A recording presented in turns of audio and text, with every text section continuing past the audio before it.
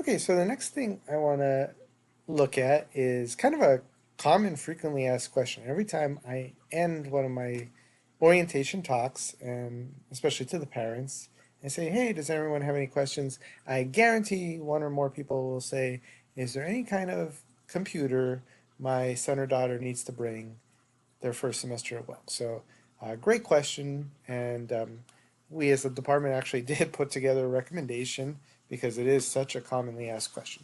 So, you can pause this screen if you need to and study it a little more. But basically, if you want a specific graphics card, a recommendation is here. Um, Hard drive recommendation is here. And basically, this is sort of the general statement that a list below of software that students use over the 4 years is kind of listed on the next page. The software may be installed as needed. Free or reduced cost student versions do exist, and students will be able to download them. Students may wish to review the list with the store from which they're purchasing a computer to check that the machine being bought will handle the software adequately. But please keep in mind that computer labs do exist on campus that have required software installed. So students can use any computer lab. So they do not need, in theory, a computer, but it really is highly recommended, especially after living through uh, the COVID-19 semester for spring of 2020, where our students, and actually nationwide, global wide, so it's not just us, but basically students were sent home midway through a semester and then asked to continue with online instruction.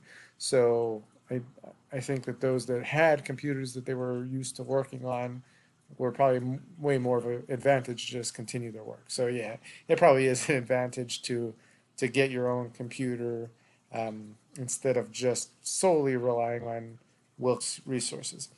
That being said, if you don't want to try to download one of the specific CAD programs like SolidWorks or AutoCAD, or you think that the computer you have can't handle one of those programs, you're probably okay. For a normal semester, there are computer labs available with those specific software programs loaded. So I would say 99% chance you'll be okay. But it is good to have a computer that you could work on lab reports and presentations and stuff like that from home or from your dorm room. So freshman, sophomore year, you'd be using the Microsoft Excel or Microsoft Office suite, Word, Excel, PowerPoint, and they come loaded on a lot of standard machines. AutoCAD student version, like I mentioned, SolidWorks student version, recommended, but definitely not required. Same with MATLAB or some sort of C compiler. By junior, senior year, students are starting to get into ANSYS or maybe even Wolfram Mathematica. And then just the final statement that students are not provided with the computer, but students are given access to the software for the classes they're able to install on their own computer. And as I mentioned, computer labs are available 24/7. The College of Science and Engineering maintains a computer room in our main academic building, the Stark Learning Center, that students may access 24/7 with computers providing specialized engineering software. And if you need to pause either one of these screens to look at it in more detail, feel free. Okay, so next thing I want to look at my teaching philosophy. You know, Dr. Ed Bednarz teaching philosophy, but I think a lot of my colleagues have similar teaching philosophies. So it is no matter who you get at Wilkes, you're going to experience similar level of passion and care. That's kind of one thing I want to emphasize right off the bat. So first thing I do is I go over the theory, either on a projector or illustrate on the board. I like to give my students my own cliff notes ahead of time. Here's the typed up formula. Here's how you calculate bending stress on a beam, and then I say, okay, well, this is what the different variables mean. But then I go over problems real time with the class, encourage them to bring their calculator class. I encourage them to participate. I have a system where I try to encourage the most diverse class participation as possible. That not just the same one or two students are answering it. I have this bag of wheat pennies, from the 40s and 50s, And if someone answers a question or asks a question or participates, I throw them a penny. And at the end of the class, I take attendance every single class. But if they had a penny, they throw me the penny back, and they kind of get a little plus mark. And then when I'm tabulating grades at the end of the semester, I'm like, oh, wow, Susie or Joe, they really they participate a lot. I see 15 plus marks for them throughout the course of the semester, and they only missed one class or no classes at all. So that level of dedication, commitment may actually bump them up a half grade. If they were on the verge of a 3.5 or 4, I may bump them up to a 4.0. So I'm looking for them to be actively involved, participate. Every class I teach, I draw on my experience as an engineer. So I previously went over the 12 years I was working as an engineer, and I still consider myself an engineer. I graduated 19 years ago, and I still consider myself an engineer because I'm still involved in projects and working with students on engineering. So I draw on all my experience as an engineer. I like to incorporate group design and research projects. It encourages creativity and collaboration. A lot of times, most of the time, I would say in the real world, and even as parents, you could attest to this, that you're going to be working on teams, and there may be people that you may not get along with, but you have to put any personal differences aside and get the job done. So, there's been a lot of times where I've had a team and students haven't got along for one reason or another, or typically it's someone's not doing work and the other ones are carrying their load. So I try to meet with them as early as possible, as soon as it's brought to my attention that hey, this so and so isn't doing what they said they were going to do, and I try to kind of hold a group counseling session and say, okay, everyone needs to pull their weight, and you got to work hard. So I try my best to help them. I also encourage computer modeling, analysis, and all current tools we have as engineers. What's my engineering philosophy? So this is another great topic. I like to incorporate it in as many classes as possible. Um, Especially, it's fun to have class discussions and say, okay, you're enrolled to be an engineering student, and you want to be an engineer when you graduate. What is engineering to you, right? It's always a fun topic, especially if someone's not entirely sure what it is. But okay, well, let's talk about it more. Here's my favorite definition of it, and forgive me for not knowing who this quote came from, where a quote came from. I don't think I developed it on my own, but I love it, so I use it all the time. Engineering is the practical application of science for the benefit of mankind. So scientists, they like to discover for the sake of discovery, and that's great. The physicists are always trying to find out, how do galaxies form, and I watch shows on the universe all the time, so I love it. And Brian Greene's my favorite physicist, and he wrote books on string theory and parallel universes, and and that's all fun stuff. But engineers, at the end of the day, we want to know, how do you use that science to make people's lives better? How do we increase transportation and energy efficiency and entertainment and just overall quality of life? This is what engineering is. That's what it is at its core. So I think you, as a student, likely entered engineering through one of two paths, or maybe you kind of entered through both. I think most students either came in as the practical side, quote gearhead, or the theoretical side, the book smart.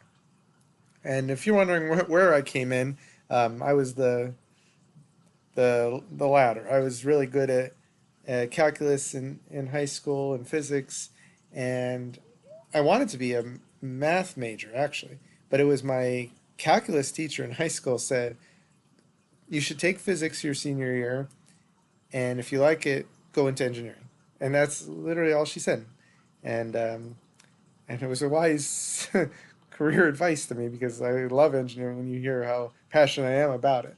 So, but since then, you saw all the hands-on things I got to do as an engineer, and so I feel pretty confident about turning wrenches, drilling holes, kind of try to do a lot of fixing stuff around my own house that I can.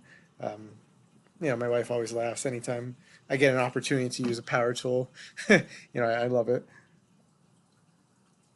But I think at the end of the day, your goal should be to bridge the gap between these two.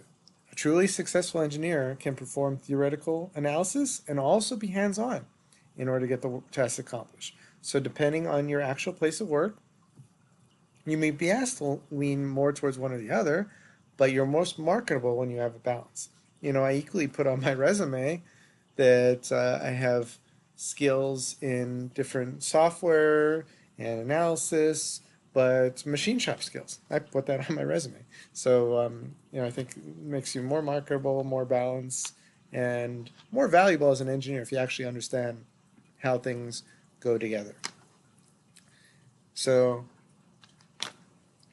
my goal is to inspire you to invent, create, and excel in your life after Wilkes. I love success stories of former students that go on to do great things in the engineering profession. And I have a couple wonderful ones to show you towards the end of my talk today. What makes engineering different?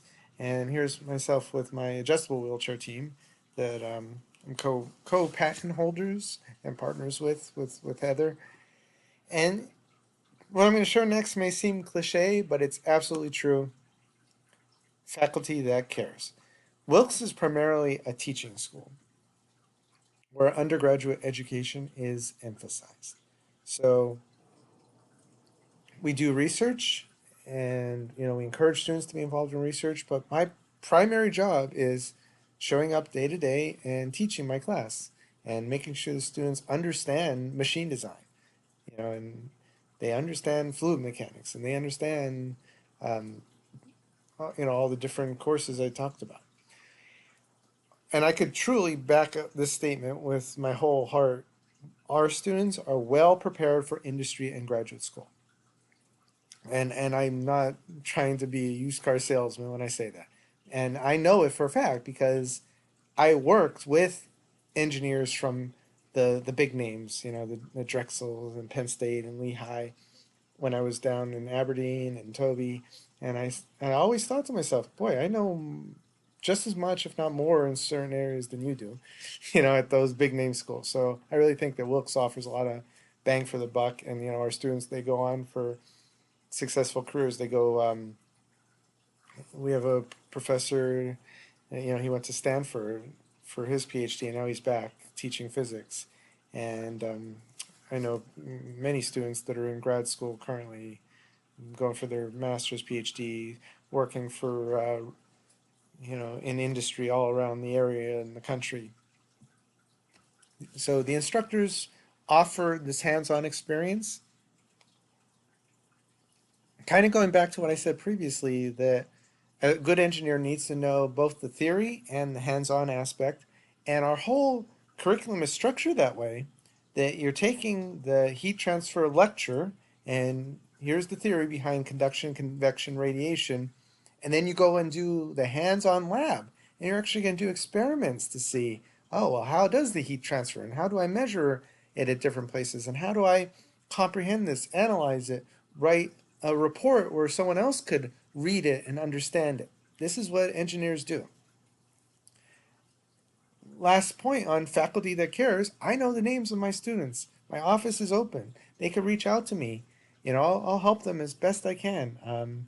I have students email me all the time about what would you recommend on this job choice I have, or I'm having problem at work on this. How would you handle this situation? Or here's a technical question for you: is this a beam and bending or torsion? So I truly do pride myself that my students aren't just a number or another face in the crowd. And part of it is that I do take attendance every single class. So, maybe I'll have a class of 25 students and I'll know all their names by week 6, week 7, and I can see them in the hall and, oh, hi, Bob, hi, Joe, hi, Ahmed, and they'll know who I am and they'll say hi to me back. So, we definitely are faculty that cares. And here's a great picture getting dirty at orientation. Every year they have community service. So I think this year we were planting trees and Yeah, the students started having fun then. Like they didn't really get that joke. It wasn't like they were in a coal mine, but they started just smearing dirt on their faces and stuff. But it was a nice community service for, I believe it was like a local nursing home, and we were, planting some bushes for them or what have you. And there's me on the left with my son Eddie, and you could tell that this was long ago because now Eddie's about my height. He's 14 now. He's probably 8 in that picture, I would imagine, 9, because all those students have then gone on to graduate 2 years ago now. Oh, I'm getting old. Okay, so I'll pause the video here.